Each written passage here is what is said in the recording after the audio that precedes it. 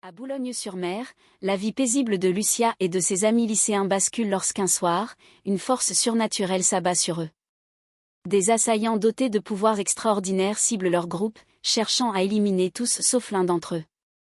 Léo, camarade discret au passé trouble, se révèle alors être un combattant d'exception, lié à une société secrète, la Manus.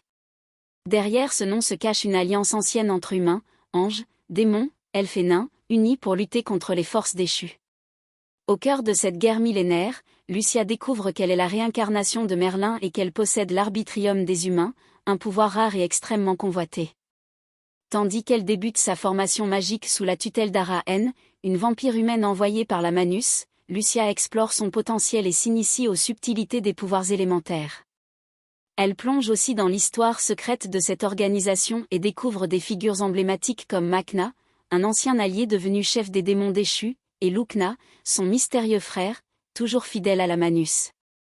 Après des fêtes de fin d'année tranquilles, tout bascule de nouveau en mars lorsqu'un groupe de démons attaque le lycée. Leur objectif, capturer Lucia et Léo. La situation tourne à la prise d'otage, et un démon nommé Mars menace d'exécuter la directrice. Léo intervient, épaulé par Ara et une lancière inconnue. Un homme nommé Mark Stauffenberg rejoint l'affrontement et aide à neutraliser Mars, prenant ensuite la tête de la sécurité de l'établissement. Afin de préserver Lucia, le gouvernement maintient le secret sur son identité et interdit toute discussion sur l'incident. Marginalisés, Léo et Ara regagnent peu à peu la confiance de leurs camarades après avoir sauvé un élève lors d'un accident. Lucia, consciente de l'urgence, demande à Léo d'accélérer son apprentissage.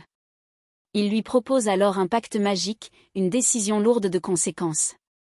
En parallèle, elle échange avec Andrew, son chauffeur et ancien allié de Léo, qui lui révèle des éléments du passé de ce dernier et de sa femme, une politicienne influente. Lucia, désormais liée à des enjeux qui dépassent l'entendement, se retrouve au carrefour des mondes visibles et cachés. Entre révélation, trahison et lutte de pouvoir, elle devra décider si elle est prête à embrasser son destin ou à fuir ce qu'elle est réellement, une clé dans la guerre à venir.